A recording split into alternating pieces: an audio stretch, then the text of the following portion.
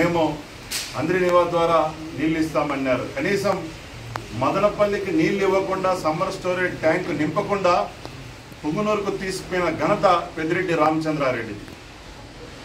ఈరోజు మేము ఒకటి అడుగుతున్నాం వైసీపీ వాళ్ళు, మేము ఎందుకంటే ఆ రోజు చేసినటువంటి అంద్రినివా కెన్నల్ వర్కులకు కానీ బిల్లులు ఎక్కడ కూడా ₹1 కూడా వాళ్ళు ప్రభుత్వం నుంచి విడుదల చేయాలి. ఎందుకంటే ఎంతోమంది కాంట్రాక్టర్లు అప్పుల పాలై ఊరు వదిలేసిన పరిస్థితి ఏర్పడింది. మేము ప్రభుత్వం వచ్చాక మా నారా చంద్రబాబు నాయుడు గారు రేపు నిమ్మల రామానాయుడిని ఇవ్వాలే డోన్ నుంచి కుప్పం వరకు పర్యటన భాగంగా, ఎందుకంటే ఎస్టిమేషన్ వేసే భాగంగా ఎలాగైనా ప్రజలకు నీళ్లు ఇచ్చి ఈ రాయలసీమ ప్రాంతాన్ని సుస్యశ్యామలం చేయాలనే ఉద్దేశంతో ఇవాళ ఉదయం నుంచి మా మంత్రి నిమ్మల రామానాయుడు గారు విజయించున్నారు. ఈరోజు రాత్రికి ఆర్సీల్స్లో బస చేసి ఉదయం దొమ్మన్న బావి దగ్గర కాలువను పరిశీలిస్తాడు ఉదయం 9 గంటలకు. తర్వాత మదనపల్లి సమ్మర్ స్టోరేజ్ ట్యాంకు 9:30 నుంచి 10 గంటలకు చేరుకొని ఇక్కడ ఉన్నటువంటి, ఎందుకంటే మదనపల్లిలో ముఖ్యంగా జనాభా 2,70,000 మంది ఉన్నారు. ఇక్కడ ఎన్నో సంవత్సరం నుంచి వాటర్ సమస్య ఉంది, అందరికీ తెలిసే. అటువంటి వాటర్ సమస్యను తీర్చడానికి మా చంద్రబాబు నాయుడు గారు ఏదైతే కంకణం కట్టుకున్నారో అపర భగీరథుడి మాదిరిగా నిమ్మల రామానాయుడు గారు రేపు ఇచ్చేసి ఆ పుంగనూరు కెనాల్ బ్రాంచ్ని చూసుకొని తర్వాత కుప్పం వెళ్ళే పరిస్థితి ఉంది. కాబట్టి ముఖ్యంగా మనం మదనపల్లి నియోజకవర్గంలోని తెలుగుదేశం కుటుంబ సభ్యులందరూ కూడా పెద్ద ఎత్తున పాల్గొని విజయవంతం చేయాలని కోరుకుంటున్నాం. అదేవిధంగా మేము చెప్తున్న వైసీపీ వాళ్ళు, మీరు 100 రోజుల్లో ఏం చేశారని అడుగుతున్నారు వైసీపీ వాళ్ళు. మేము ఏదైతే సూపర్ 6 పథకాలు ఏదైతే హామీ ఇచ్చామో హామీల్లో ఇప్పటికి 4 నెరవేర్చాం.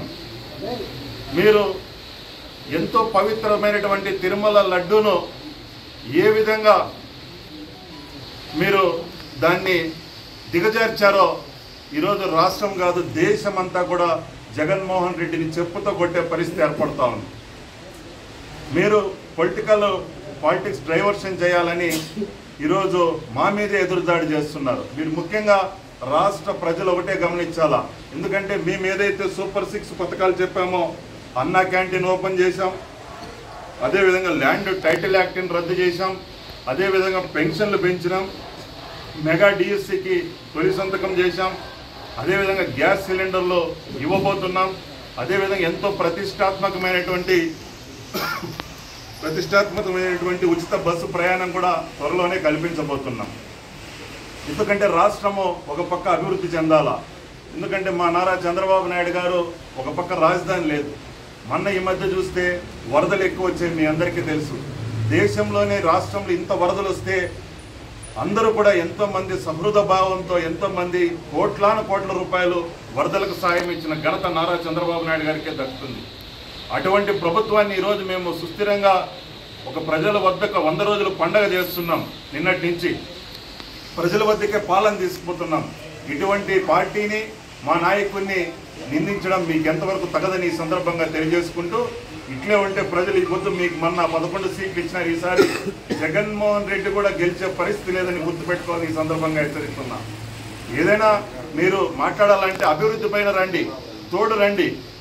మేము అభివృద్ధి చేసేకి రెడీగా ఉన్నాం తప్ప చీవాట్లు పేలితే మాత్రం ఒప్పుకునే ప్రసక్తి లేదని ఈ సందర్భంగా తెలియజేస్తూ, రాబో రోజుల్లో మదనపల్లికి కానీ కుప్పంకి కానీ కర్నూలు నుంచి నీళ్లు తీసుకొచ్చి ఎంతో ప్రతిష్టాత్మకంగా మా నారా చంద్రబాబు నాయుడు గారు ఏదైతే ప్రతిష్టాత్మకంగా చేపట్టాడో తీసుకొచ్చి ఇక్కడ ఉన్నటువంటి సంపులు అన్నిటికీ నింపి, అదేవిధంగా ప్రాజెక్టులకు నింపి, ఎవరైతే రైతులు ఏ విధంగా అయితే సేద్యం చేసుకునే పరిస్థితి ఉందో ఇంకా ఎక్కువ మెరుగైన నీళ్లు ఇచ్చేదానికి మేమందరం ముందుంటామని ఈ సందర్భంగా తెలియజేసుకుంటూ నమస్కారాలు తెలియజేస్తున్నాం.